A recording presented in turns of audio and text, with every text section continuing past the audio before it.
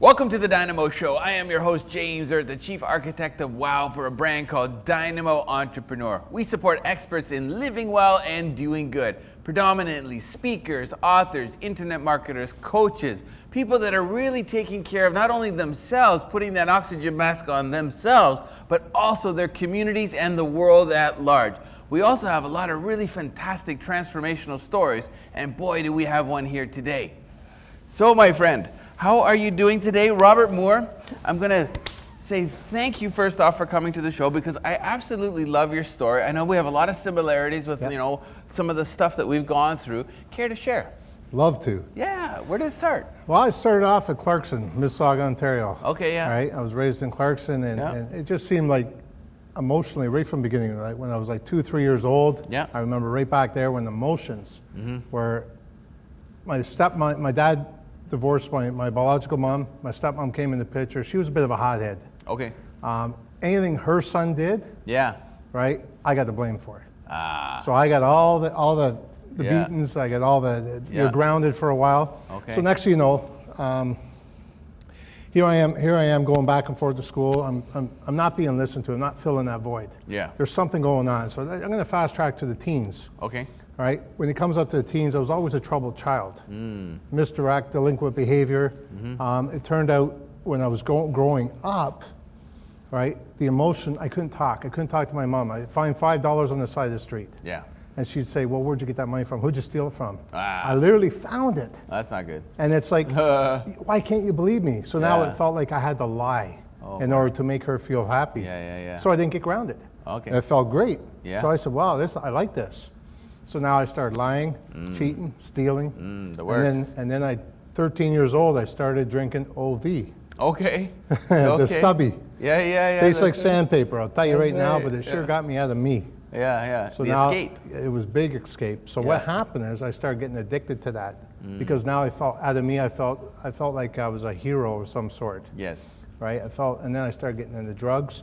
But I want to tell you something. At the age 20, my daughter was born when I was at 19 years old. Me 21. So I know that world. And the thing is, my wife died giving birth. You know, to my second child. It's like, what do I do now? I never experienced that before. And at this point, I couldn't identify my emotions. So now I'm locked into a pressure of more emotions that I can't figure out.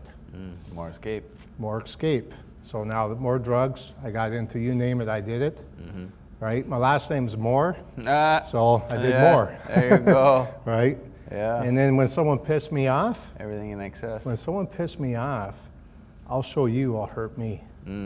So it just kept going, rolling Cycle like that. Of violence and crime and drugs, and I don't know anything about that. I looked at your story where it's pretty much similar in that aspect, and that's why all good though, man. The University of the Streets, I call it. It's true. What did you learn most from those younger years? Well, you know what? When I learned younger years, it's what I learned now to protect the younger. It's not what I learned then to protect now. Life is for us, not to us. Yes. Yeah. Make life what you make it, not what you take it for. And I commend you for that. You know, men like yourself and like myself that are stepping up to support some of these at-risk kids, they're not going to listen to guidance counselors, their parents, cops. You know, they don't want to deal with those individuals, right? I did 16 years in and out of jail, right from armed robberies, assaults with weapons, you name it. It was entrenched. I got mixed up with organized crime. In and out of jail. I became something else because of the drugs and alcohol. The escape led you to that. Yeah, right? because it was filling the void. Yeah. When it filled that void, I was, wow, I finally got something here, man. I like this. And then I was told, hey, this is what's going to happen to you. It gave you a sense of belonging. Yeah. Right. So now I became someone. Yeah. I never wore any colors or nothing like that. Don't get me wrong. It was just I knew certain people that had me do things for them. And it wasn't until, say, September 2005. Okay. 2005 is when I'm sitting in the bush alone. I lived on the streets for 7 years. That's not fun. And I mean, when I lived on the streets, I didn't sleep on the couch. I lived on the streets. Okay. I covered myself up, Yeah. with snow. I'd steal clothing, stretch it out to make it fit, and I'd use the snow to get the warmth. Okay. So the point is, when I lived on those streets, and I had that last case of beer sitting there, I had an epiphany that day. Nobody wanted me around. I was angry, very angry, because all that internal stuff that I was putting in there, I couldn't hold it no more. So now it's like I hated people. So I had to have like an intervention on my anger itself before having one on my alcohol and drugs. And did that happen? That happened. Yeah. Care to share? Hey. Yeah. I sat down and I said, I want to help. When I had that epiphany, I put myself into detox, Brampton detox. Was it McCaster Road, McCullough Road? Yeah, or McLaughlin. McLaughlin, pardon me. Yeah, McLaughlin Road. That's what started this journey right where I am today. It's a huge part of my life. And you've done like 1080, man. Now I'm talking 360. Like, I commend you, man, from coming from there. Like, you're even alive. In my book, when you read my book, you're going to see I was stabbed from rock bottom to success. Let's talk about it. Okay. Yeah, tell us about your book. My book. Bestseller, I hear. I'm the #1 best-selling author in Canada. Yes. Yeah, good for you, man. And I also had the opportunity to fly down to London, England, accept Author of the Award of the Year. Nice. 2017. Yep. Right, and I said, this is amazing. Yeah, there you go. This is amazing. To be recognized finally in a better way. Yes. My dad always told me, he says, there's 2 ways to be recognized. The way you were going, you're going to end up in the morgue doing that. Yeah. He says, and nobody wants to see that. He says, or the way you're doing it now. He says, you're helping people out. You must be proud. Very proud. Yeah. When it comes down to my dad, I don't mind him doing what he has to do. I will buy things for him. I'll make sure he's comfortable. Yeah. Because you know what? I'm willing to do what needs to be done to help him because I know how much he suffered when I was younger. Yeah. Yeah. We put our parents through a lot, didn't we? We did. Yeah. So now it comes down to my book. This November 30th last year. Yeah. I put it out there. Very good. 3 days later, it became #1 best-selling author. Very good. It became #1 best-selling author twice since then. That's and incredible. It's going to climb. That's incredible. Do you have any more books in you? My second book, right? I have 3. That's my third book, but that's the main one I want to talk about. That one. So let's talk about it. What's in it? What's in the book? Yeah. I talk right from. Why would somebody like me want to buy that book? You know what? You get the thing is with my book, you don't just see my experiences. I talk about my experiences, but the thing is with all my education, which I have social service worker diploma, I got addictions degree. I've also got a BA in psychology. I got masters in counseling, fundamentals of mental health. I've got the mental health crisis. I got the harm reduction certificate on top of that. The reason why I got that is not to belittle anybody. So you're lazy. I like being lazy that way, yeah, but knowledgeable. I'm kidding. Knowledgeable though. I'm kidding. But so when you look at it that way, I didn't do it because all the people I wanted to help out, I want to be smarter. I did it because I had a criminal record. Yeah. I couldn't get rid of that criminal record, so I said I want to make sure this weighs over top of it. Yeah. So now it weighs over top, and guess what? 2 weeks ago, I don't have a criminal record no more. That's another one. That's another one. Half of my staff at the ranch needs pardons, man. So I feel you, man. It's not an easy thing to do. Yeah, congratulations. So let's fast forward into the future. Where do you see, Robert, 5 years from now? What's a perfect day? What's it look like? 5 years from now, I do want to be recognized for doing extremely well with motivational speaking, helping out the youth, helping out anybody from the youth up to 92. Very good. Right? That way. 93 or cut off? Yeah, 93 you're cut off. I've actually helped a guy out at 92 years old. That's why I mentioned that. Cool. Today I'm a registered therapist and addiction counselor, right? And I have my own practice up in Barrie, Ontario, and another office in Newmarket, Ontario. We got about a minute left. How about you tell our audience, a few nuggets of wisdom, if this was your last day on earth, what would you leave the world with? If you're sitting there thinking that this is your last day on earth, and you're lost, you're stuck in the zone, and it's called resistance, right? Stop fighting yourself. Get the help you need. You deserve to be a better place. You deserve to fit into that equality of the world that actually has abundance to give you. You can have the best things you want in life. Just go for it. I love it, man. I love it. You've really turned your life around. Robert Moore, thank you so much for coming on the Dynamo Show. I'm a huge fan of what you're doing. How do they actually find and buy your book from you? How do people want to buy the book? I'm in website? 25,000 different distribution centers. Okay. Right, online. Yeah, and so Amazon, or right? Yeah, or you can go to rmcounseling.ca. Very good, rmcounseling.ca. Good show. Thank you so much. This is James Erdt. I was with Robert Moore. This is the Dynamo Show, episode 36, and we will see you right after this short commercial break.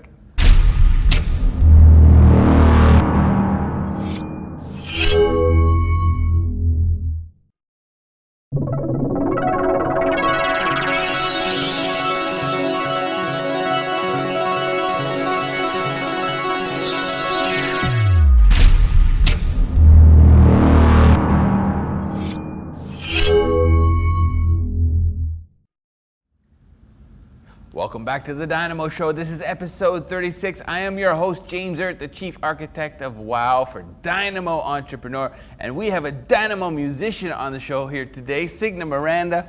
Thank you so much for coming on the show. You know what, without further ado, let's get right into talking a little bit about your youth, because I know you've been talented for a very, very long time, and you've been into music since you were a little one. So let's start there. Yeah, well, when I was a little kid, I always got excited about performing. And it just came naturally to me. And it was something that I got shy about when I got a little bit older, and I had to rediscover that as a teenager. How much older? About 15, 16. That's when I started wanting to So you're like extrovert, introvert, extrovert? Yeah, pretty much. I'm still an introvert, but nobody knows it.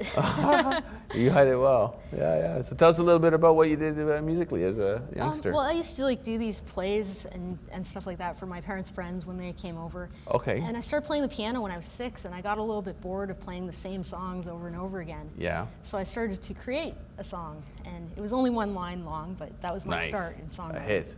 It went viral. Yeah. Amongst the family. And nobody heard it. Right on. So, and then what? And then I kind of dabbled in it when I was 9 years old. I wrote a longer song. It was like a verse and a chorus. Cool. And then I really jumped into it at 15 or 16 because I discovered it was a way to release my emotions and figure out things in my life. Yeah. So you're putting those emotions into the song. Are you one of the writers that takes the lyrics from what's happening in your life and puts it into the song?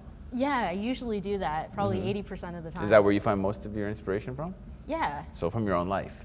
And actually, sometimes the songs just kind of come through me, and I don't know what they're about until after I look at it and analyze it. And after you play it, and you're like, oh my God, it's the #1 hit song on the radio. That was great. Do it again. Right on. Let's say like we transport you 10 years into the future. What is Signe Miranda doing? Touring around the world, playing music, and inspiring other people to write songs too. I love that, because I know you're so into helping others as well. Yes. Tell us a little bit about your workshops and the work that you do. Well, I took a business course a few years back, and they suggested that you could teach something that you know how to do. Yeah. So I thought, well, what am I good at? I can write songs. Maybe I could teach other people how to write songs. And then when I started doing that, I discovered how fun and exciting it is to see that spark of inspiration. I love it. And to see somebody light up when they've written a song and they've never written a song before that. Do you have any strong testimonials of somebody that maybe had that experience but took it to another level? You mean who went on to do more? Went on to do more. Went on to actually take that spark and actually turn it into a career. Well, I'm just kind of working with people who are just starting out. Okay, so brand newbies. Yeah, but I do have this one client. She wrote about 50 songs in about a year and a half. Oh my goodness. Wow, she's hardcore. Yeah. She got like right into it. Yeah, And she you gave her that initial spark? She hadn't written a song before the first workshop, and then she just kept on writing, and she did coaching with me, so Yeah. I was helping her along the way and giving her feedback on her songs, and she got so excited about it, she just kept writing. So what do you do for fun? Music.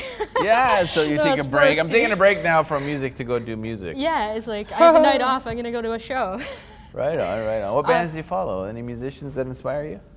Yeah, Blue Rodeo, Green Day, Treble Charger when I was growing up, Luke Doucette, Danny Michel. Yeah. I'm really into the Skydiggers right now. Okay, cool. Right and, on. Yeah, I got to interview some of my favorite songwriters. Mm-hmm. And I was going to give you a copy of the book as well. Nice, nice. And I know you have a book right there. Yeah. Let's talk about it. Yeah, so I got to interview 7 of my favorite songwriters. Very cool. The Song Creation Formula, 7 easy steps to writing your song. I need this book right now. So this is like perfect timing. I manifested it because I know I needed it, and it came through Signa on the DYNAMO Show. Awesome. This is great. So tell us a little bit about what's in here. Well, at the start of the book, it's a 7-step guide to writing a song. So if you've never written one before, or if you're stuck and you don't know where to start, you can go through these steps and write a song. I like it. It's not too many steps. 7's not too bad. Yeah, and you can also draw the line at 8. You know? 8's too many. It's just too complicated. and then most of the rest of the book is interviews with my favorite songwriters. So I asked them about their process. Did you just like reach out to them and say, hey, I'm writing this book, I want to interview you, kind of thing? Yeah, I made a list. Yeah. And then I started contacting them. You get any no's? A couple of no's. Really? Most of them said yes. Most of them, yeah, that's cool. People like getting interviewed. Yeah, exactly. Yeah. Some people just weren't comfortable like talking about their songwriting. And did they charge process. you, or was it something that they did because they love what they love to share their knowledge? They love to share their knowledge. Yeah. That's great. Who's your favorite songwriter outside of yourself? And Jim Cuddy. Okay, very good. And he was the first person I interviewed in the book. Okay, great. And actually, the book started because I ran into him and I wasn't ready to start. Does he have a solo career too? Yeah, he does. Okay. I wasn't ready to start writing the book, and then I ran into him and he asked me, "Hey, what are you working on now?" And I said, "Well, I'm writing a book and interviewing my favorite songwriters. Can I interview you?" And just like that. And I was like, just like popped in like that. Did I just say that? Oh my goodness. And here it is. Look at that. And then it started, and 5 months later, the book was done. It's so rewarding, eh? Like when you actually get it, like in that format, you know, and it's done, it's finished. It's rewarding. I just put out my second book, so awesome. on my Congratulations. way. First one, my bestseller. Second one is on its way. Cool. So pretty exciting. Yeah, I love it. I love the whole concept of book writing. It's neat too because when you give somebody a book versus like a business card usually ends up in file G. Yeah. You know what I mean? Like people just don't really keep those anymore, right? So, but a book, they're not throwing it out. Right? Yeah. They're gonna have that, and your name, you know, is gonna be with them for a long, long, long time. And it's going to sit around on a shelf, and somebody coming over to visit, they'll be like, "Hey, what's that book?" And maybe even someone will read it. Yeah. That's what books are for, Yeah. right? I think I read a statistic that only 10% of people actually make it past the first chapter of any book that they either buy or receive as a gift. Oh, wow. It's crazy. It's crazy. It's huge because people buy, like, especially like a lot of these like diet books and stuff. They'll buy them and they'll think because they bought the book they're gonna lose all this weight. Yeah. You know, and they put it on their shelf, right? So, or they get to step number 1 and they're like, "Oh, I'm good." Or they get excited about another book and then What's they book forget. number 2 called? Well, actually, I'd like to do an expanded version of this book. Okay. And interview more songwriters, interview some international songwriters. So, what actually inspired you to become a coach? Well, deciding that I wanted to teach workshops because I wanted to create a business from music besides performing and recording. And I thought, okay, well, coaching would be fun. I used to coach tennis, so actually that's my other hobby. Yeah. I grew up playing badminton and tennis, and basketball and volleyball, and every sport I could play. It works, eh? Yeah. Right on. So Tennis was your favorite? It was as a kid. Now badminton's my favorite. Yeah, I played tennis for quite a while too, back in when I was like 12, 13, 14. Oh, cool. You know, before I got into raving. Then it stopped. Different sport. A little bit different, yeah. A little bit different. Now, I know you had some success touring across Canada as well. Tell us about your tour. Oh, it's so much fun touring. And Yeah. I got to play in so every... many great people. Yeah, absolutely. I got to play in every province, and it's fun to tour with people, with a band, and it's a lot of fun to tour alone. It's like... What do you prefer? I really like touring alone because I why? can just get in the car, drive, listen to whatever music I want to listen to. Yeah, you don't I have can to stop. answer to anybody. And I like hiking. That's another hobby. So Okay. I can just like stop and hike up a mountain play badminton anywhere. Yeah, exactly. Yeah. I guess I do hiking when I go out west. That's awesome. That's awesome. What was your favorite spot along the tour? I really like, well, in terms of like nature and hiking, I really like Jasper. Okay. And they've got this hostel in the mountains, and I played a show there. Oh, wow. And then I got to stay there, and then... I heard it's beautiful. It is. It's so beautiful. And there's this mountain, Whistler's Peak, and it's right behind the hostel. That's right. So I met a bunch of people there, and we're like, yeah, let's go hike up this mountain. Very cool, very cool. So on a final note, we got about a minute left. Tell us about Start to Finish. Oh, yeah. So it's this charity I've been volunteering at for a few years, and they empower kids to dream big and to like go after their dreams by doing running and reading. Running and reading. Yeah, so they prepare them at for the same time? Well, first we run, and then they have a healthy snack. Okay. And then they read. What age? It's grades 1 to 6. Okay. And then they have student coaches who are in grades 7 and 8. Yeah. So they're also like helping the next generation of leaders. Yeah. So I got involved with that, and I thought, okay, well, this would be a perfect charity to support with the book, so a portion of the sales go to that. I love it. Because it's about reading, it's a book, and I volunteer there. That's there. honorable. Very cool. So how does our audience find Signe Miranda? You can go to signemiranda.com, and you can find out about the book, the coaching, and my music there. Awesome. How do you spell it? SigneMiranda.com. One of 3 in the world, we found out. So I didn't know about the third one until today. Awesome, awesome, awesome. Thank you so much for tuning in. This is the Dynamo Show. We have one more guest right after this break.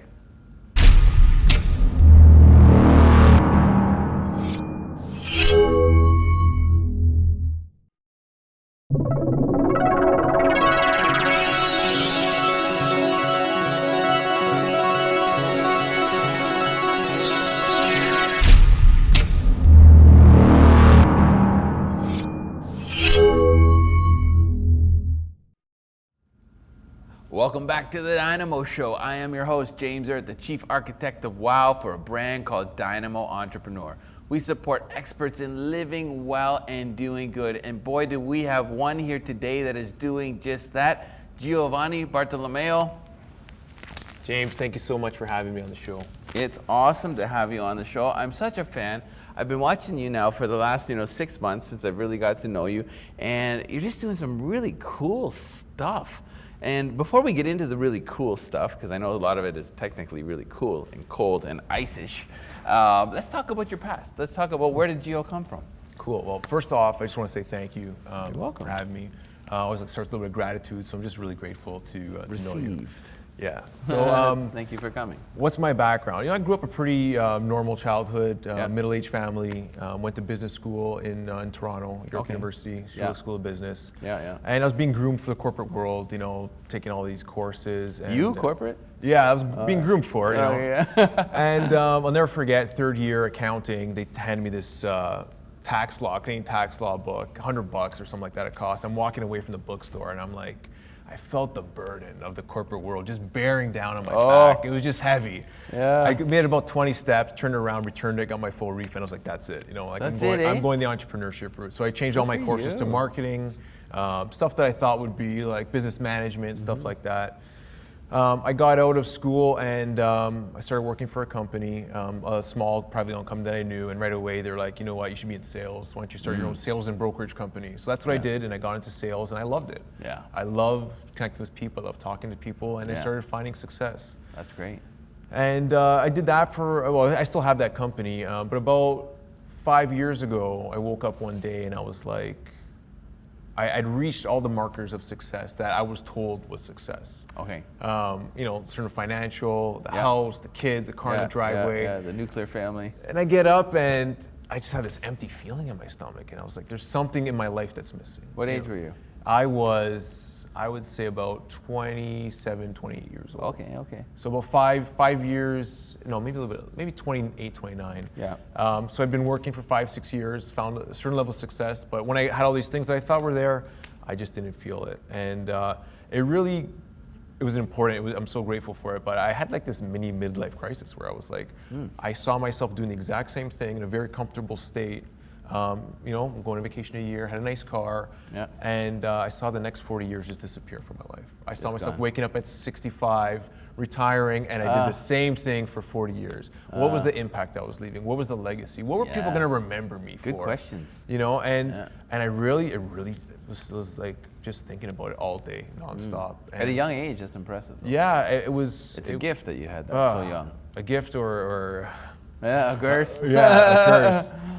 Yeah, a lot of sleepless nights. Tell us about the 4 years. What was going on in there? So like once that happened, you're talking about? Yeah. Like take us to those 4 years. So I just had to find out what was this feeling? What was it about? What was happening? So I just started searching. I started getting into meditation. I started going on a spiritual path. And I realized that I was out of balance. I was so focused on making money and trying to make money that I wasn't really caring about. Were you healthy? Healthy, yeah. Healthy. Yeah. I was always healthy, but the cost of business, you miss these sort of underlying costs of health. So I was healthy, but I was stressed a lot. Gotcha. You know, so I was eating well, I was doing all the things that were healthy, but you know, I was getting tired, I was getting anxious, I was feeling like beaten up. And again, I didn't know why, but I realized I was out of balance. So, you know, I did all these things, and I started, you know, like I said, I went to South America, I drank ayahuasca, I went to go do like meditation. Wow, how was that? Yeah, oh, it was a wild experience, life-changing for sure. Crazy, eh? What country? I went to Brazil. And I spent 2 weeks down there, and it really just opened up everything for me. I was able to really see all the shortcomings, different world, and it just really changed my perspective. You come back humble. Like a smack right off the back of the head. You know? It's like, wake up, man. There's so much going on right now. You're looking at the wrong things. Yeah. So I just wanted to find balance where I could do a lot of things that I was really passionate about, which was helping people, connecting with others, making a difference. Because that's what I felt fulfilling. Yeah. You know, that's what really felt with me. And it was like, I had this realization that I was trying to make all this money to buy this feeling. Yeah. You know, and I could go straight to it by doing the things that I love. But I still like making money too, because it gives me more power to do the things I love even more. Yeah, it empowers you more. Right? It empowers you more, to have more impact. So since then, you know, I started a couple other companies. I got involved with a website, Collective Evolution. I have 5 million followers on Facebook. I host a podcast. Project. And I host some events in the city in Toronto. Tell us a little bit about Collective Evolution. For those that don't know, because I think it's such a cool project. It's worthy of a mention. Yeah, Collective Evolution, www.collective-evolution.com. It's a group of young guys. It's founded by a friend of mine, Joe Martino, in 2009. Just spreading ideas about creating change in the world. Like, real change on a social, economic level that's sustainable. We talk about healthy eating. We give people information that can change their life. It's growing quickly. Yeah, we've got over 5 million, about 270,000 on Instagram. You know, people are resonating with it. People are resonating because they're feeling it too. They have questions. You know, why am I not feeling the way I should? And they find something they can connect with. They're like, oh, this feels good. Yeah. You know, and they'll find maybe one little bit of information on our site, and they'll really latch onto it. And is it monetized? Is it like how are you guys making money? we get ad money from people coming to the website. So we use like Google AdSense and stuff like that. And we're trying to diversify and to create products that we stand behind that people can buy, like things that we know will help them, and e-product and learning stuff. So we're really expanding. That's cool. Right now. Very cool. You know, and then we're doing some stuff in the city to get people off the internet, because I think that's another thing that a lot of people are missing. Everyone's, you know, on their phones, on their Instagram, but people off the internet. No. People aren't connecting. You know, people aren't having these kind of conversations. When we're trying to create those spaces in the city, I know you're doing the same thing with a lot of things that you're doing. Face to face, heart to heart. People are coming out, they're resonating, they're feeling it in the heart. Oh, tapping on the mic here. They're feeling it. And then the third project that we have, of the many that are going on, is we built a retreat center up north, about an hour north of Toronto. Great. So people can meet in the city, and that's for really just to go and sort of just really find out about yourself. You leave the social media, leave the phone behind. No phones? No phones. You come up there, and we've got 25 acres of forest. And you can really just dive in, whether it's meditation, healthy eating. Men, women, co-ed. Co-ed experience. Yeah. We bring some of the native tradition in. We'll have some native healers doing some like drumming and some smudging. Sweat lodges. We do all kinds of awesome stuff. Ice baths, yeah. Tell us about the ice bath. Just having fun. Like I've been watching these videos of you like diving in snow angels, like doing all kinds of crazy stuff, and really cold. About 2 years ago, I saw this video on the internet. A guy named Wim Hof out of Amsterdam. Yeah. And that's a guy. Yeah. Okay. Wim Hof. I was like wondering what does that stand for? It's a guy's name. Yeah. He's got an amazing story. Basically, he had a tragic event happen to him. One day he was out in nature and he jumped into a lake of water, frozen lake. and his mind just shut off, and he was able to breathe differently. And he started doing all these crazy things. The media would come in. His mind shut off. Like, he had this overactive mind. His wife committed suicide, and he just was all over the place. And for the first time, his mind quieted. And then he started just feeling like different. His intuition just starts picked up. And he starts climbing these mountains. He climbed Everest to like past the death zone in his shorts. He ran a marathon past the Arctic Circle in his bare feet. And they thought this guy's a freak of nature, anomaly. And he's like, no, I can teach anyone to do this. They started doing it. And they started, injecting E. coli into him, and he shut off the response with his mind. I'm like, wow, this dude is for real. Like, I gotta check this. I gotta check this out. So I ended up meeting him. I ended up going to train with him. I got certified as a trainer, and we got like 20 over there.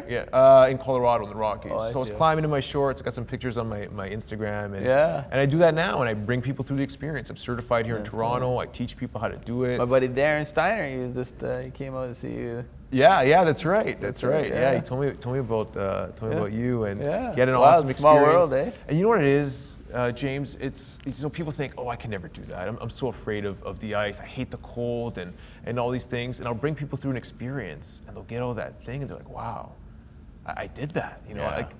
I can do that. It was just something in my mind that there's this barrier that I thought was holding me back. And they walk away, and the week later, they're like, my life is different now. I'm doing all these things that I thought I couldn't do. And just that little change in perspective just opened up all these doors. Maybe I'll work my way out there one day. I just keep thinking about raisins. And I'm just like, yeah. All right, we will be back with Gio right after this short commercial break. Hang tight. Awesome.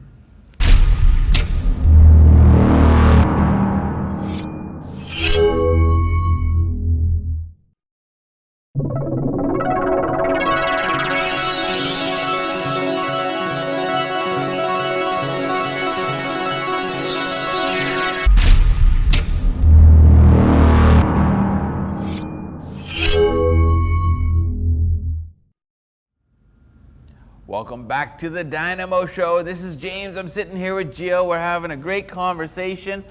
Talked a little bit about ice. Now we're going to talk about Nutless Clusters.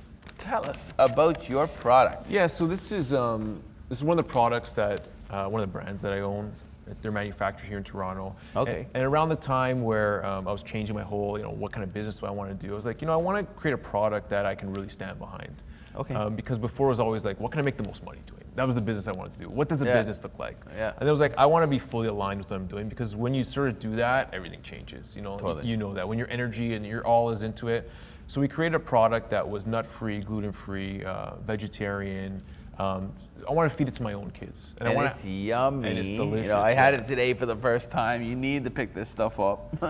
So yeah, it's non-GMO. So all these things that I was really caring about was like, I want to put that into a product so I can stand behind it. And now we're getting to all the supermarkets. We're into Sobeys, Loblaws, Fortinos, Longos. You get all those places. We're coming out with new flavors.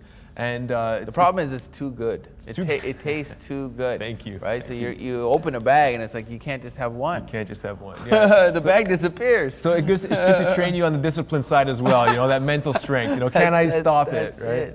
And it's tough for me now too, because I don't know if you know, but I'm doing a fast right now. I know. I lost about 33 I've been pounds. watching. You've been documenting. You're very good at social media, I must say. Oh, thank you. Yeah, I haven't eaten in at the time of this recording 47 days now. No food.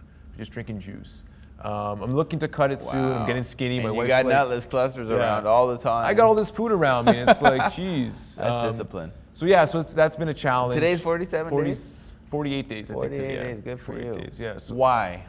Tell our users why. I'm always up for a good challenge, and I've been thinking about fasting for a while. And this fast just came out of nowhere. My wife put me in this Facebook group, and all these people are taking pictures of their eyes changing color and these crazy stories of transformation. Really? And because I do a lot of meditation, spiritual, like Jesus fasted, Moses fasted, Muhammad fasted, all these spiritual guys, Buddha fasted.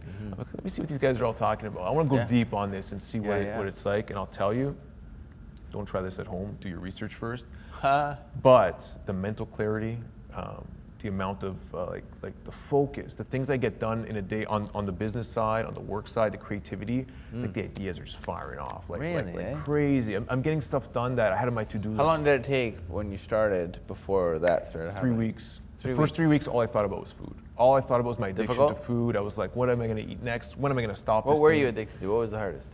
everything, Like just food. just food in general, the social aspect, going out, people are going out and just nibbling on stuff. Does this like include like when you say liquids, are you drinking alcohol or are you off the alcohol? Right now, I'm only drinking grape juice and lemon juice. It's called the Master Fast System, the one I'm following. So it's just grape juice and lemon juice. That's it. That's all. The only nutrients you're getting. Between 12 and 8 o'clock, so I got a 6 to 8 hour window really to drink it. After that's dry fast, no food, no water. I'll go extended periods, 2 to 3 days with no food or water. And did any of these spiritual gurus do this particular one? Do you know? I think they went straight dry fast. You know, like I don't know the specifics, but they were in the desert, no food, no water. You got to work your way up to that. Even a couple days dry fasting can be dangerous if you're not ready. Course, so words of caution. But I've been working my way up. And how much longer? I was aiming for 108, but I'm thinking, another week or two, and I'm gonna cut and it. here, I was gonna invite you to Pizza Hut after the show. Sorry, pizza. Man. Yeah, that sounds with great. stuffed crust. Yeah. Oh man. Yeah, all the cheese dripping. Oh out man, like, it's I'm tempting. kidding. It's tempting. With Nutless Clusters on our pizza. We can do it, dessert pizza. Yeah, no, the biggest thing I'd say is that I'm doing these things that I had on my to-do list for so long. Yeah. I'm just able to crush them. Sleeping less, more focus, more clarity. I feel like I'm drinking coffee all day long, but I have no craving for coffee anymore. Oh, it's just wow. this energy. Yeah. When you're not digesting food, No caffeinated sources. I don't need anything. The energy's through the roof. When you're not spending all the energy digesting food, your body has so much more energy to use your mind. Yeah, so it's been an interesting experience. I'm gonna start my fast after Pizza Hut. Yeah. You gotta start it. Highly recommended for sure. And so you're doing the fast and the ice baths at the same time. What's the purpose of that? Well, the ice baths are obviously more System. challenging with the fast. Like everything's more challenging with the fast because, but it's all part of this mental challenge that I have with myself. How far can we go? What can the body really do? Yeah. And with caution though, because what I tell people is important. Don't try this at home. There's your box, right? There's your comfort zone, and everyone's in their box. And then there's your limit, which is all the way down here. And you got to get out of your comfort zone and into this, what I call the G spot, which is your growth zone. The G spot. Yeah, you got to find your G spot, where the growth comes. It's out of your comfort zone, so where you feel uncomfortable, where the challenges come. And a lot of people get pushed into those, where they have a really difficult situation, not unlike your own, where you have everything going a certain way, and then it's like, boom, knock on the head. And it's like, okay, what do I do now? And you get pushed in that zone, and that's where you grow. You learn a lesson. What's the most growth you've received out of these past 48 days? Oh, man, it's just the clarity, the ability that I don't need to eat as much as I do, and a lot of that makes you re-look at Save all a the lot things of money. in life. Save a lot of money. I don't have to think about what I'm eating today. Yeah, you don't have to go and shopping. And yeah, just all about the power that we have within ourselves. What does your wife start think? believing. She thinks I'm totally nuts. But she's thought I'm nuts for a while, and now she's like, okay, enough's enough. She married nuts. I don't want you to die. She's like, go to the doctor. Better than being nutless. Yeah, exactly. So yeah, she thinks I'm nuts. Most of my friends think I'm nuts, but they believe in me. They love what I'm doing. They love following me. I love that you're documenting it. Now, I would say you're a social media expert.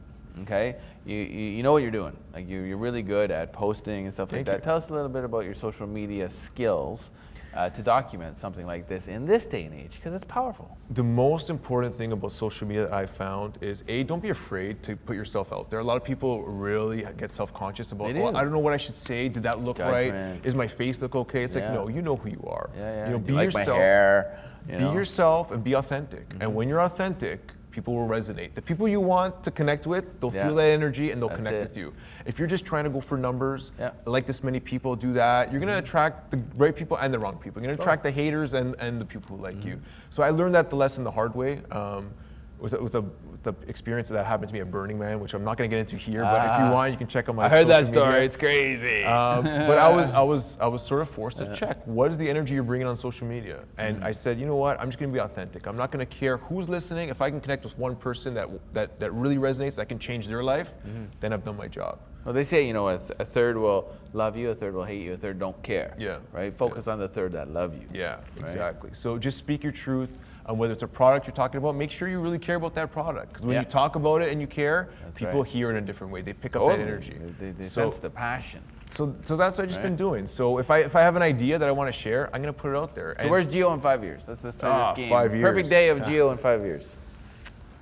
In 5 years, I am going to be where I am right now, but at 5 times the level. I'm going to keep doing what I love, because I'm doing that now. Yeah. And I'm just going to be open to every opportunity. So I'm not really set on... I love that. I'm going to do what I'm doing right now. Yeah. That means you've mastered the now. And that is one of the hardest things for people to grasp and do, to be present.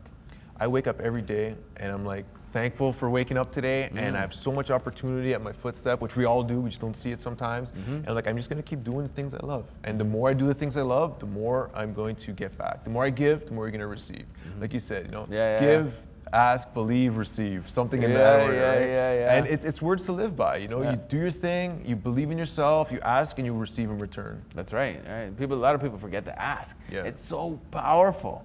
They don't go for the clothes in anything in life, and if you don't ask, you don't get anything. One intention I set not too long ago, I was like, I want to do more interviews. I want to get out there more. I really want to just share my message. The last month I've done like 5. Very cool. And 6 months ago, I did maybe 1, and the more just saying, like, this is what I want. I'm going to give as much information as I can, wherever I can for free, and I'd love to be invited somewhere to share my message as well. What's the title of your next book?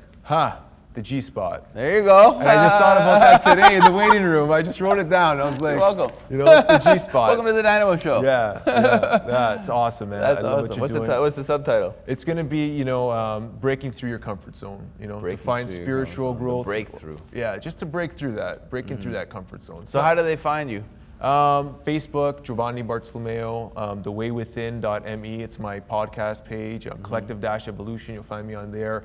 www.nutlessclusters.com if you want to check out that. Cool. And you do. And any of these places. The best is Facebook. Instagram is Herman Anthony with 2 N's. That's my middle name. Okay. So I'm just changing it up, having fun, Very using good. all my different names and stuff. So you got a minute. Let's pretend today's your last day on Earth. Let's share with the audience 3 nuggets of wisdom. Be grateful for everything you have, everything you've had, the people in your life. Take a minute every day to do some reflection on gratitude. That's number 1, for sure. The second thing of wisdom would be yourself as much as you can. We put this sort of persona around us all the time to try and be for everyone else. And if you do that, the more you do that, the more you're not going to feel like yourself. And just live life to its fullest. Every opportunity, you got to grab it. James calls you, for a meeting, go and do it right away. Don't hesitate. Just go and do it. Go first. Awesome. Gio, I want a hug, man. I want a hug. Very good. Thank you, sir. I appreciate you coming. And this is the Dynamo Show. This was episode 36. Wow, we had fun again. We will see you on episode number 37.